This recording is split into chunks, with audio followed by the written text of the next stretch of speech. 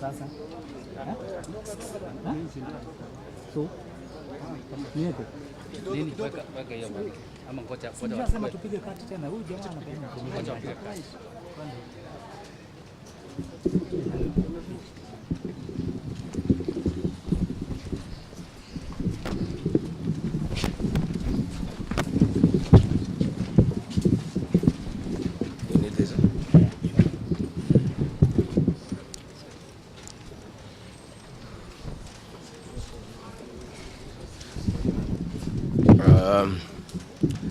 Good people, are you ready? You are? Thank you very much. We are here at the current hospital.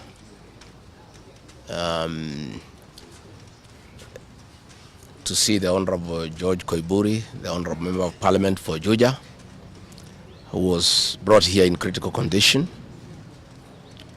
Last Friday, the Honorable George Koiburi had a function in his constituency in a place called Gachagua, and he had a serious engagement with his constituents. In fact, I had the opportunity to address those people through the phone. And after he left the ceremony, he was accosted by officers from the DCI who chased him, and he was able to escape using a motorbike with the help of the local constituents. His vehicle was impounded and his driver was arrested. That vehicle is still in the hands of the DCI. And on Sunday, when he was in church, immediately after the service, 2 undercover agents of a killer squad that has been put in place to deal with elected leaders who are not supportive of William Ruto abducted him in full glare of the church members, and in the process almost harmed his wife. It is not known where he was taken to, but after a serious search early this morning, he was found in a coffee plantation in Kibichoi, that is in the Githunguri constituency, badly beaten and in very serious condition. He was taken to a hospital for first aid and later brought here where he was admitted. And I've just seen him and I've talked to the doctors, and they have confirmed that the Honorable George Koiburi was tortured by professionals. He has serious soft tissue injuries. This is torture normally done by professionals. He has lost his voice, and the doctors are working round the clock to restore his vocal cords. And the Honorable Koiburi has been able to communicate through writing because he is not able to speak. That some chemical was administered through inhalation, and the doctors have told us that preliminary investigations confirm that that chemical has interfered with his vocal cords. The doctors have assured us they are doing everything within their power to make sure that he is out of danger. They have taken blood and urine samples to private laboratories, different ones, so that they can establish what could have happened in Mata's poisoning. You remember last weekend I said that a special squad had been set aside and now we have confirmation that President William Ruto, CS for Interior Kipchumba Murkomen, and the Deputy Inspector General, Mr. Eliud Langat, all from the Kalenjin community, have put up a squad to deal with leaders who are opposed to this regime. The Honorable Kipchumba Murkomen has sent a message to us through common friends that his appointment to the Ministry of Interior is to make sure that William Ruto is re-elected as president and to deal with anybody who can stop that objective. Officers from the National Police Service has confirmed to us that a special squad of 20 police officers from the Nandi sub-ethnic community are the ones behind the abduction of George Koibori, and they are the ones that were deployed in Kakamega to target the Honorable John Methu and Karungo Athangwa. Specifically, there were about 300 police officers who were deployed in Kakamega, but 20 police officers from the Nandi sub-ethnic community under the direct command of the Deputy Inspector General, Eliud Langat, and reporting to Kipchumba Murkomen and William Ruto, had been assigned to harm the Senator for Nyandarua and the Senator for Kiambu because of their vocal stand against this regime. Let me say that I want to appeal to the international community to rescue this country.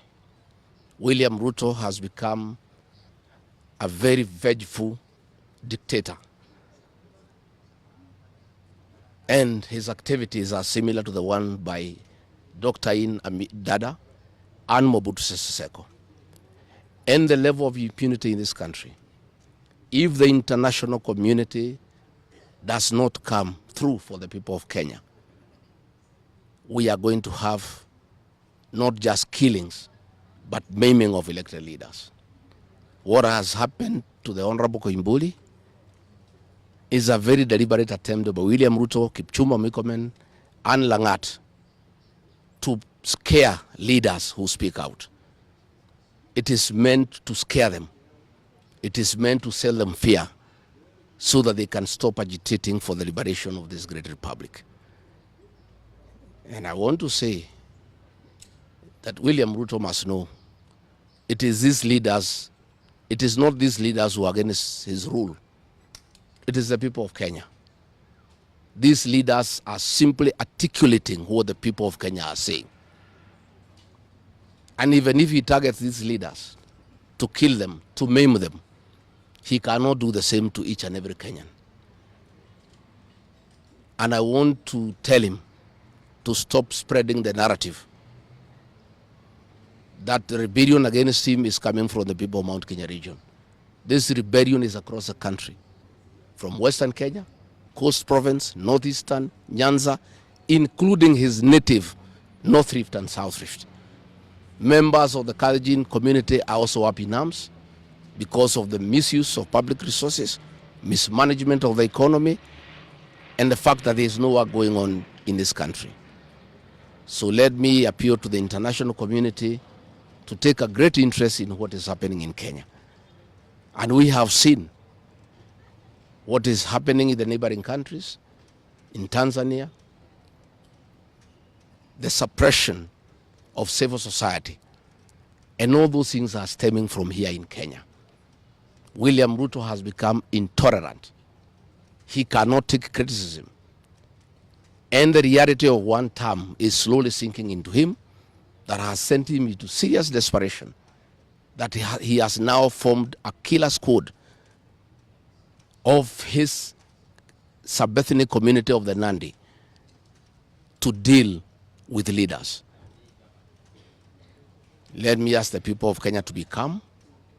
I want to ask the supporters of the Honorable Koimburi to stay calm. We'll do everything possible to make sure that we are more careful in the face of the repression that is going on. You are aware that members of parliament opposed to this regime, their bodyguards have been disarmed so that they stop going for meetings and feel vulnerable. But it is very clear why they have been disarmed is to allow members of that gang that has been formed by the president to abduct them and to threaten them. And if anything happens to these members of parliament, to any leader in this country opposed to William Ruto, the president will be held to account. And let me tell William Ruto, people of Kenya cannot elect you by force. They elected you on their own free will. You are a popular leader 3 years ago, and you messed yourself up through bad governance, one-man rule, theft of public resources, wanton corruption, and tribalism. You cannot blame any of us here for the situation you find yourself in.